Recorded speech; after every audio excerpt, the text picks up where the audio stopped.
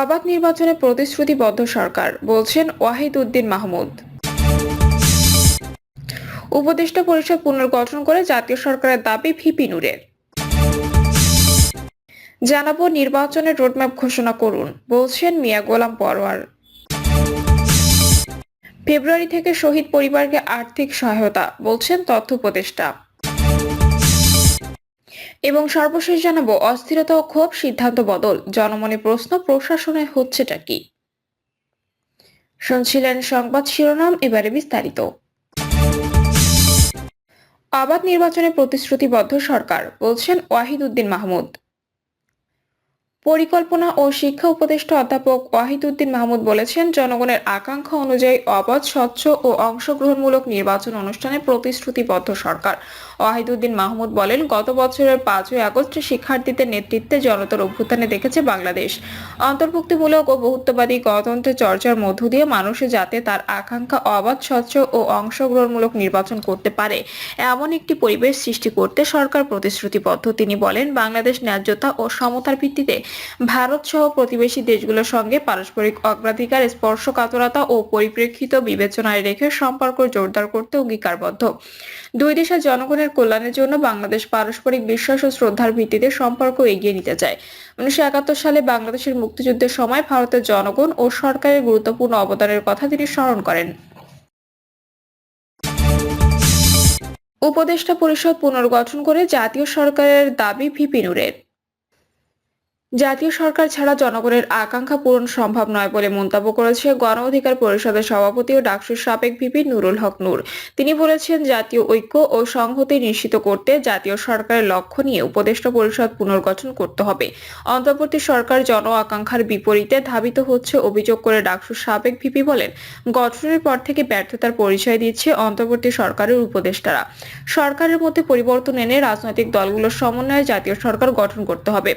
তিনি বলেন, নির্বাচন ডিসেম্বরে বা জুনে যখনই হোক, জাতীয় সরকার ছাড়া কোনো সংস্কার বাস্তবায়ন সম্ভব নয়। যে রাজনৈতিক দল জাতীয় সরকারে যাবে না, জনগণই তাদের ব্যাপারে সিদ্ধান্ত নিবে। 5ই আগস্টের পরে জাতীয় বা সর্বদলীয় সরকার গঠন জরুরি ছিল, কিন্তু সেটা করা হয় নাই। অন্তর্বর্তীকালীন সরকার নাম দিয়ে সরকারকে দুর্বল করা হয়েছে। এখন সরকার ও রাজনৈতিক দল মুখোমুখি দাঁড়াচ্ছে। এখন এই অবস্থা যদি চলতে থাকে, তবে এই বিভাজনই আওয়ামী লীগকে পুনর্বাসনের সুযোগ করে দিবে। আওয়ামী লীগকে নিয়ে তিনি বলেন, আওয়ামী লীগ যদি সুযোগ পায় তাহলে কিন্তু কাউকে ছাড়বে না। আওয়ামী লীগকে কামব্যাক করানোর জন্য ন্যাশনাল ইন্টারন্যাশনাল অনেক এজেন্ট কাজ করবে, ফান্ড দেবে। কাজেই ছাত্রসহ সব রাজনৈতিক দলকে বলবো, আওয়ামী লীগের প্রশ্ন আপনাদের অবস্থান পরিষ্কার করুন এবং করতেই হবে। নূর আরো বলেন, আওয়ামী লীগ নিষিদ্ধ করার প্রশ্নে কোনো ছাত্রকে আমরা শক্ত অবস্থানে দেখছি না। এই বিষয়ে ছাত্র সংগঠনগুলো ধারাবাহিকভাবে আন্দোলন চালানোর দরকার ছিল, কিন্তু বুঝতে পারছি না তারা কেন আওয়ামী লীগের প্রশ্নে একটা সুবিধাবাদী অবস্থায় আছে। নির্বাচন সংস্কার কমিশনের প্রতি প্রশ্ন রেখে নূর বলেন, নির্বাচনে প্রত্যেক প্রার্থী 8 থেকে 10 কোটি টাকা খরচ করে। তারা ধান্দা করার জন্যই টাকা খরচ করে, কিন্তু নির্বাচন কমিশন সংস্কারে যারা কাজ করছেন তারা কালো টাকা আর পেশি শক্তি ব্যবহার বন্ধে কি কাজ করেছেন আমাদের সেটা জানা নাই। নির্বাচনে প্রার্থী হতে হলে ন্যূনতম একটি ক্রাইটেরিয়া রাখতে হবে, আর নির্বাচন কমিশনকে প্রার্থীর পোস্টার সহ ন্যূনতম খরচ দিতে হবে। এ সময় তিনি উপদেষ্টাদের ভূমিদস্যু এবং লুটেরা দুইটি গ্রুপের বৈঠকের অভিযোগ তোলেন। নির্বাচনের রোডম্যাপ ঘোষণা করুন, বলছেন মিয়া গোলাম পরোয়ার। জামায়াতে ইসলামী সেক্রেটারি জেনারেল সাবেক এমপি অধ্যাপক মিয়া গোলাম পরোয়ার বলেছেন, প্রশাসনে ফ্যাসিস্ট সরকারের ঘাপটি মেরে থাকা ডিসি এসপিদের উৎখাত সহ যৌক্তিক সংস্কারের পর নির্বাচন চাই।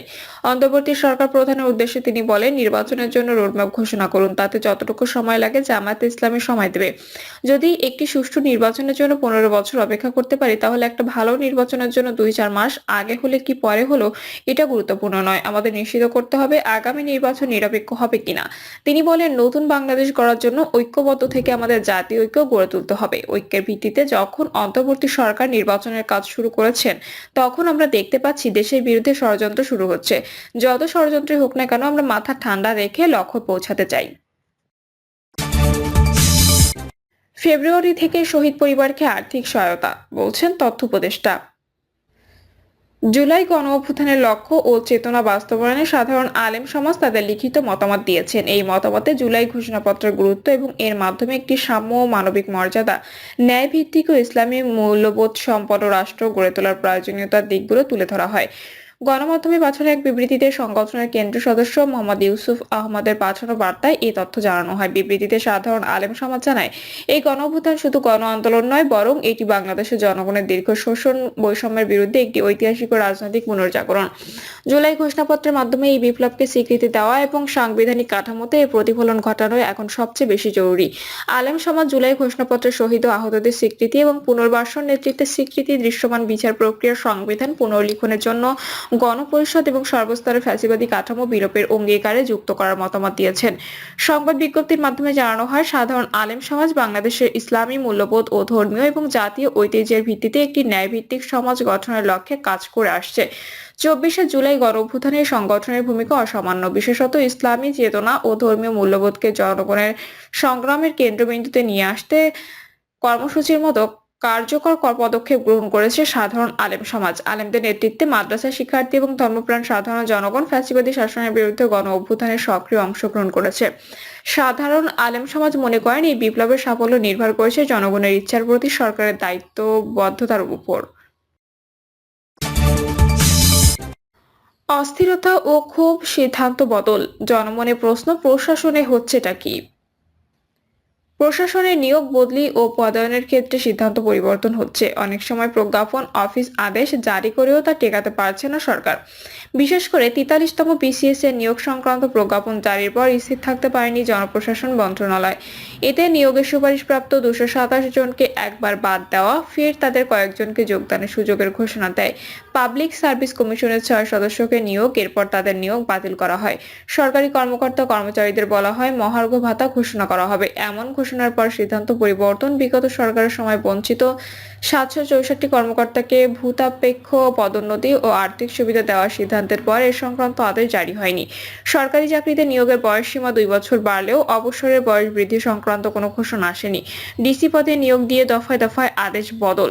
সচিব নিয়োগের 24 ঘন্টার মধ্যে তা বাতিল এবং 72 ঘন্টার মধ্যে একজনকে ওএসডি করা সহ আরো অনেক ঘটনা ঘটেছে গত কয়েক মাসে। এসব কারণে প্রশাসনে এক ধরনের অস্থিরতা তৈরি হয়েছে। এতে প্রশাসনের স্থিতিশীলতা বিনষ্ট হচ্ছে। প্রশাসনের ভেতরে বাইরে ভাবমূর্তি সংকটে পড়ছে সরকার। এই পরিস্থিতিতে জনমনে প্রশ্ন উঠছে, প্রশাসনে আসলে হচ্ছেটা কি? সংশ্লিষ্টরা বলছেন, অধিকাংশ সিদ্ধান্তই জনপ্রশাসন মন্ত্রণালয় স্বাধীনভাবে নিতে পারেনি, উপরের মহল থেকে চাপিয়ে দেওয়া হয়েছে। একইভাবে চাপের মুখে কোনো কোনো সিদ্ধান্ত পরিবর্তন হয়েছে। এতে জনপ্রশাসন মন্ত্রণালয় দুর্বলতার সামনে চলে আসছে। আন্দোলনের মুখে গত সরকারের প্রধানমন্ত্রী দেশ ছেড়ে পালিয়ে যাওয়ার পর থেকে প্রশাসনের স্থিতিশীলতা ফিরে আসেনি।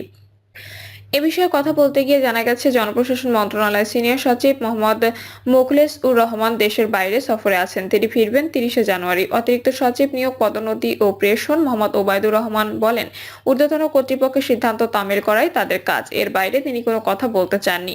সাবেক সচিব AKM আব্দুল আওয়াল বলেন, সরকারের অনেক উপদেষ্টা প্রশাসন সম্পর্কে অনভিজ্ঞ। তাদের কাছে সঠিক তথ্য নেই। অনেক স্বপ্ন নিয়ে দায়িত্বভার গ্রহণ করেছে তারা, সেই স্বপ্ন বাস্তবায়ন বেশ কঠিন। তিনি বলেন, স্থিতিশীল পরিবেশ না আসা পর্যন্ত সব বন্ধ হবে না। সংশ্লিষ্টরা জানান, 13 জানুয়ারি পাবলিক সার্ভিস কমিশনের 6 সদস্যের নিয়োগ বাতিল করা হয়েছে, অথচ তারা বর্তমান অন্তর্বর্তীকালীন সরকারের আমলে নিয়োগ পেয়েছেন। নিয়োগের আগে তাদের বিষয়ে সরকারের গোয়েন্দা সংস্থা, জেলা প্রশাসন কিংবা অন্য কোনো মাধ্যমে প্রতিবেদন সংগ্রহ করেনি জনপ্রশাসন মন্ত্রণালয়। এসব ছাড়াই নিয়োগ দেওয়া হয়। বিগত সরকারের সময় বঞ্চিত হয়ে অবসরে যাওয়া কর্মকর্তাদের ক্ষতি পুষিয়ে দিতে সাবেক অর্থ সচিব জাকির আহমেদ খানকে প্রধান করে উচ্চ পর্যায়ের কমিটি গঠন করে বর্তমান সরকার। 10 ডিসেম্বর কমিটি 764 জনকে বিভিন্ন স্তরে ভূতাপেক্ষ পদোন্নতি ও আর্থিক সুবিধা দেওয়ার সুপারিশ করে। বিষয়টি 24শে ডিসেম্বর উপদেষ্টা পরিষদে অনুমোদন হয়। কমিটি ও উপদেষ্টা পরিষদ সিদ্ধান্ত দেওয়ার প্রায় 1.5 মাসে বিষয়ে কোনো আদেশ জারি হয়নি। এসব বিষয়ে সাবেক সচিব আনোয়ার ফারুক বলেন, সিদ্ধান্ত নিয়ে তা পরিবর্তন করা প্রশাসনের দুর্বলতার বহিঃপ্রকাশ। এতে জনগণের মনে হতে পারে সরকার এবং প্রশাসনের কর্তারা পারছেন না, তারা সঠিক লোকটাকে সঠিক জায়গায় বসাতে পারছেন না। তিনি আরো বলেন, রাষ্ট্রের গুরুত্বপূর্ণ পদে বসা ব্যক্তি নির্বাচন স্বচ্ছতার সঙ্গে হয়নি। তাদের অভিজ্ঞতারও ব্যাপক ঘাটতি আছে। শীর্ষ কর্মকর্তাদের অনেকে প্রায় 13 বছর সার্ভিসের বাইরে ছিলেন এবং বর্তমান প্রশাসন সম্পর্কে তাদের ধারণা নেই। ফলে সিদ্ধান্ত নিয়ে তা ঠেকাতে পারছেন না সরকার। প্রিয় দর্শক, এই ছিল এখনকার সর্বশেষ সংবাদ। আপডেট সব সংবাদ পেতে চ্যানেলটি সাবস্ক্রাইব করে বেল আইকনটি ক্লিক করে রাখুন।